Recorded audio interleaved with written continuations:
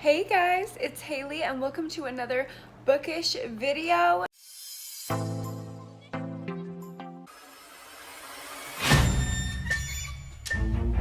So today I am starting my Summerween vlog, yay! And it's actually day 2 of Summerween.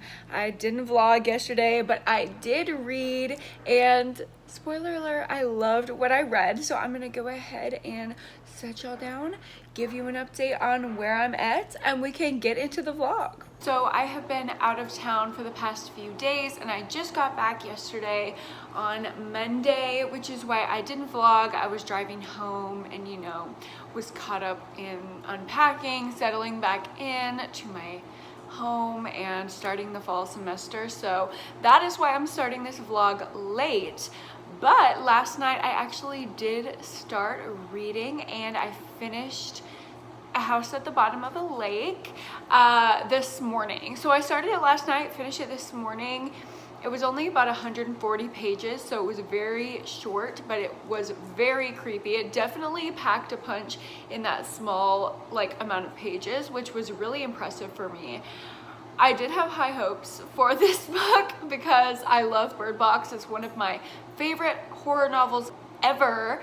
I just think the psychological aspects and the ambiguous, vague descriptions of the creatures are so horrifying to me, and this book was definitely on that same level. It also just has 90s summery summer camp vibes, so I really enjoyed that, as well as the cute little teenage romance that was kind of the center of the whole thing.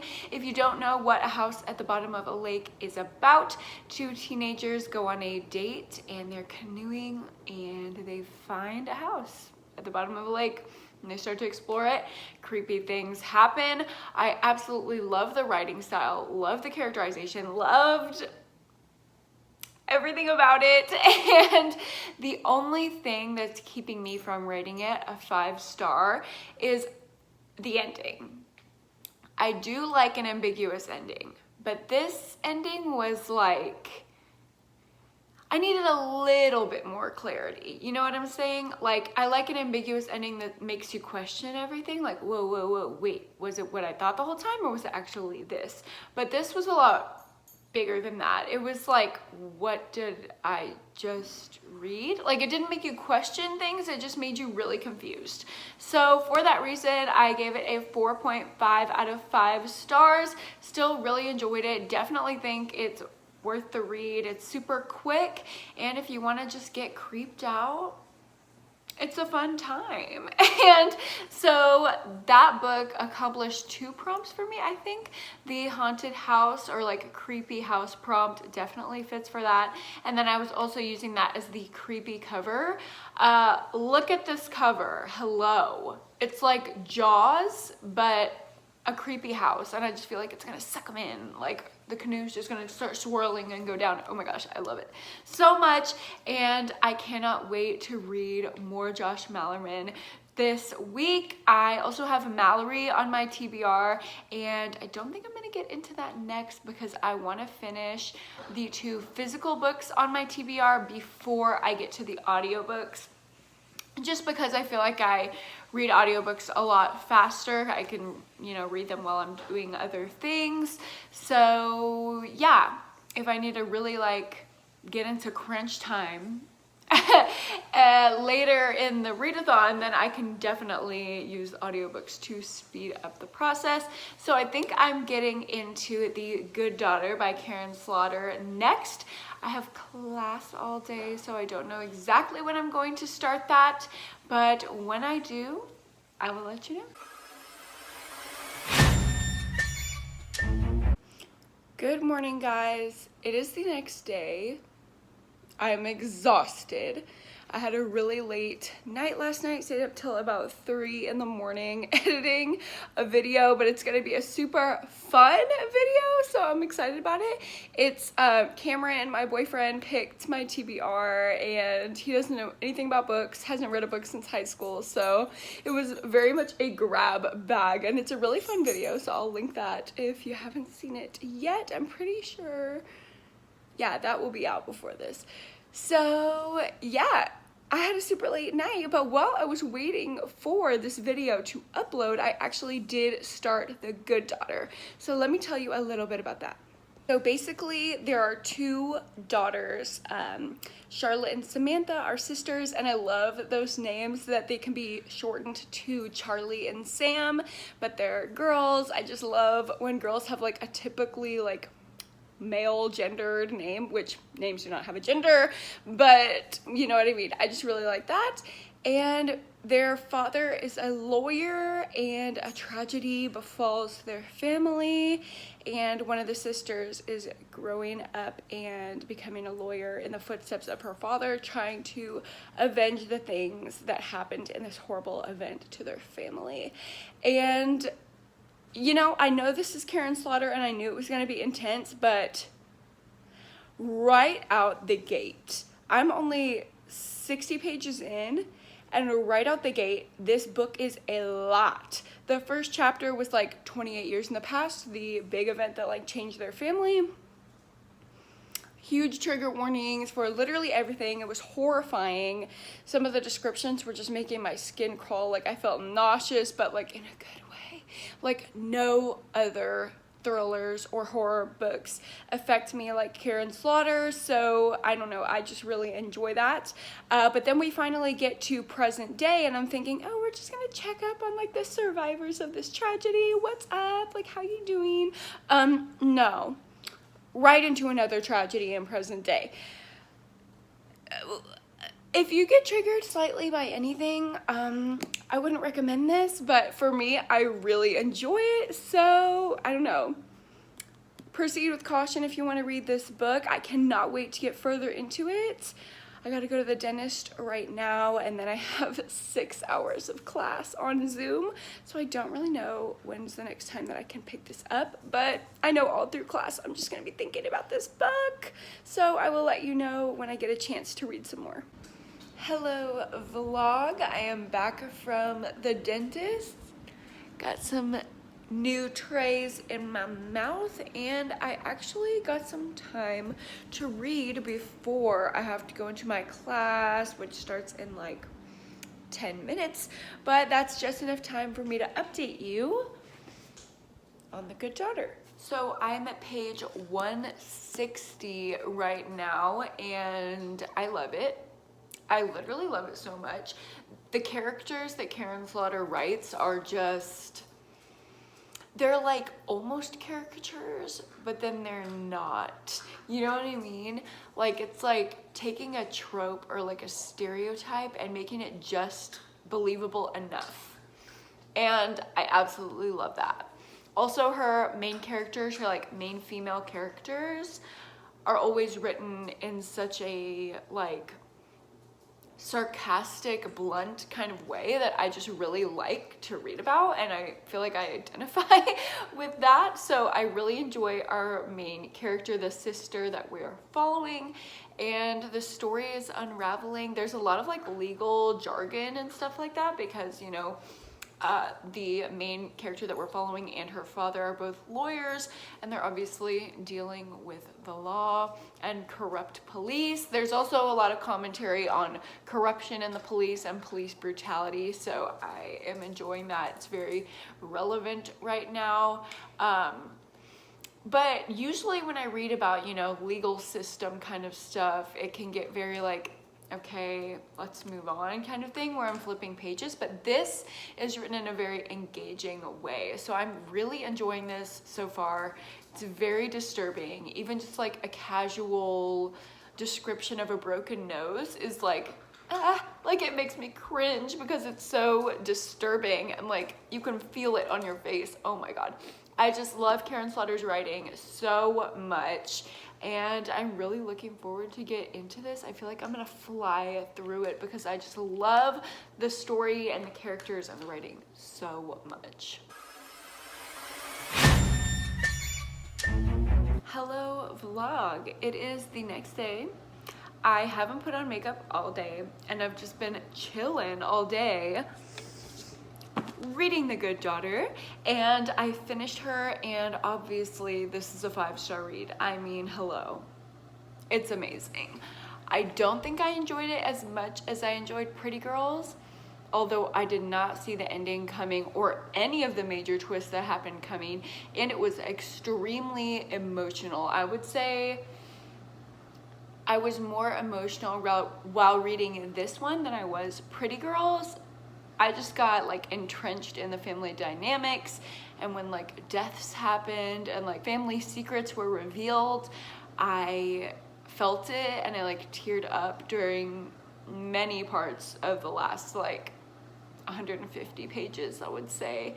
So obviously this is a 5-star book. It was amazing. I'm pretty sure Karen Slaughter is just my new favorite thriller author, so I'm gonna have to read all of her backlist, and she has like a million books, which is simultaneously amazing and horrible because I know I'm gonna have to spend so much money on buying her books, but also now there are so many books out there that I know I'm going to basically automatically love because her writing style is so amazing. Like, it's the perfect balance of characterization and like intensity and thrills with like the layer of humanity to make it digestible. Like, I don't know, it's just, this book is so good. I didn't enjoy it as much as Pretty Girls. I think partly because of the setting, like I don't really enjoy things set in the deep South a lot. But, and like these characters were very like Southern, like stereotypically Southern, and like the police were corrupt, just like it is actually in the South. What's up, Texas? But I don't know.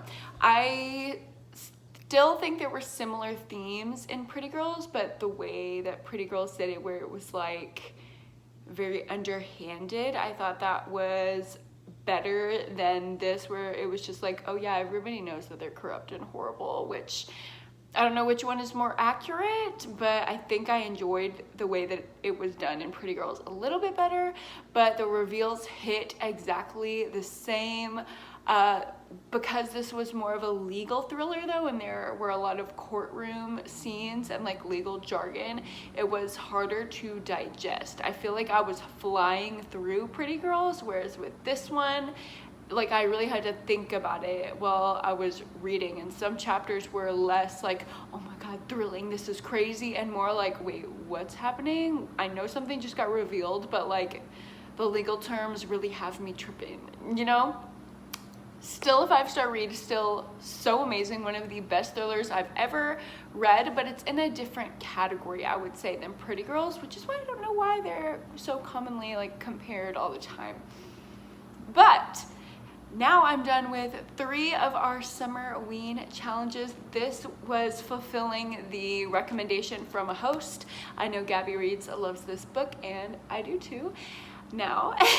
And now I'm going to read the prompt for like a supernatural force or being in a horror novel. So I'm going to read Mallory by Josh Malerman for that, going back on the Josh Malerman train, and I'm so excited to start that. I have it on audio, so I'm gonna go ahead and listen to that while I go on with the rest of my day, and hopefully the next time I update you I will look less crusty, because I do have a book club meeting on Zoom tonight and I don't want to scare everyone by looking like this, so I will probably be more put together in my next update, and I will see you then.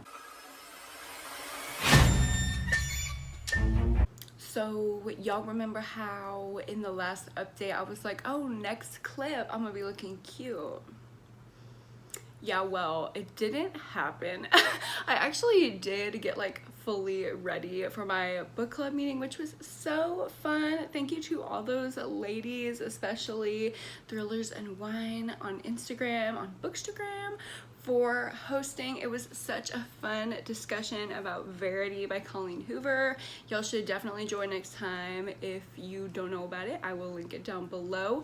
But yeah, I actually did end up looking cute for our meeting, and then I proceeded to be sucked in to listening to Mallory. And I took off all my makeup and laid in the dark listening to this book because it was so creepy and such a vibe, and I'm just so ready for fall. And yeah, I took off all my makeup and didn't update you, and now it is the next morning, wearing the same shirt. My hair got worse, and Shook by Mallory, because I did finish it. I couldn't stay awake last night, so I didn't read the whole thing in the complete dark to like meet the challenge for that, but I'm gonna meet that challenge tonight because I have another audiobook for The Only Good Indians by Alex Graham Jones, so I'm gonna read that one completely in the dark tonight. But the challenge that Mallory did fulfill was the supernatural kind of trope. So obviously the creatures in Bird Box and then in Mallory are a supernatural force. So yay, we got 4 out of 5 of the challenges already done, and have a couple more days to finish the last one. That means I probably have 2 nights to listen to it. So I feel like this is such a success so far. But let me tell you a little bit of my thoughts on Mallory. So first of all, it wasn't as good as Bird Box by a long shot. You guys know that Bird Box is my favorite horror novel probably ever. Just the psychological nature of it and the way that you can like feel Mallory's fear is so palpable, and I felt that same thing in Mallory, but there were a lot of like distracting plot elements that took away from that, I felt. I rated it 4 out of 5 stars, and I did enjoy the multiple perspectives in this. Obviously we get Mallory's perspective, but we also get her 2 children's perspectives. So if you remember the boy and the girl, they're both 16 now, and we get to see some of their perspective now that they're growing up and coming to terms with this new world that they've been born into. So I really liked that. I just couldn't give it a 5 because Bird Box is so iconic. I didn't really think it needed a sequel, although I did enjoy it and it was super creepy. The last probably like third was so riddled with like plot things, and like we're jumping around, we're here and then we're dealing with this, and then also this is happening. It was just a lot to keep up with, especially because I was listening to it on audio instead of reading it. So I would be like, whoa, whoa, whoa, like you can't just flip back, you know, and reread it. I was like, wait, what's happening? How did we get here? So maybe it would have been better if I read the physical book, but not bad by any means. I definitely enjoyed it, and I'm super excited to read another audiobook completely in the dark to fulfill that last challenge. Yay. So I will do that tonight and update you what I think of The Only Good Indians. Okay, am I reading? Definitely not, but am I doing another paint by numbers? Yes. And this is what it looks like when you only do one color. It's literally so overwhelming. Like this doesn't even look like anything, and then you zoom in and you're like, oh, the tiniest numbers you'll ever see. Sounds good. So I will update you with my progress as I go along, but I have no reading updates, so enjoy that. Hey guys, it is the next day. I actually finished The Only Good Indians last night in the dark. It was wonderful, great ambiance. Woke up this morning, got my first pumpkin spice chai latte of the season. It's a big deal. It's August. It's definitely not fall. It's 100 degrees in Texas, but you know, I had to get my pumpkin spice. But anyway, it's been a great morning, and I'm ready to talk about The Only Good Indians. I ended up rating it a 4 out of 5 stars because it was so close to being a 5-star. I really loved the first third and the last third, but not the middle. It was kind of dragging a little bit for me, so that is why I lowered it down a star, but the writing is phenomenal. It was simultaneously scary, horrifying, and disturbing while being like cutting and funny and entertaining, and I just love that combination.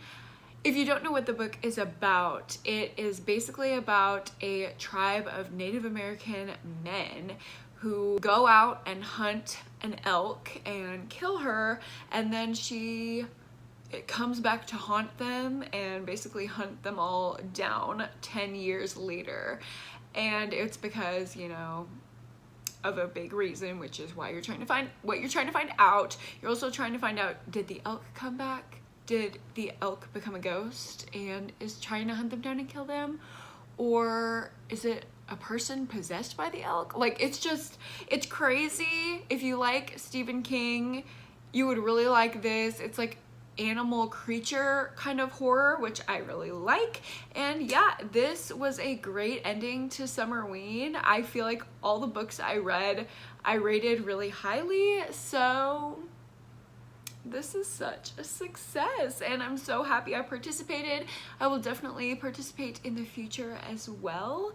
And I think that's it for this vlog. Thanks so much for watching and spending some time with me today. I really appreciate it, and I will see you guys in the next one. Bye.